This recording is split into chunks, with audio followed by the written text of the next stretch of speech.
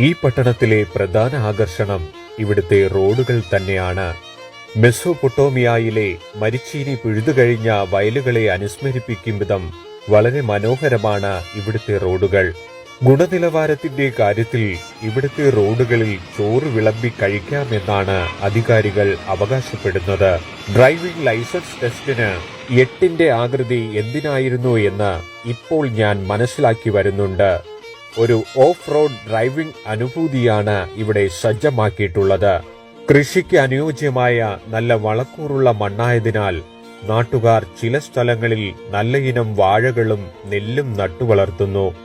ഇതിൽ എന്നെ ആകർഷിച്ചത് റോഡിന്റെ ഇരുവശത്തായി ഒരുക്കിയിട്ടുള്ള മത്സ്യകൃഷി തന്നെയാണ്.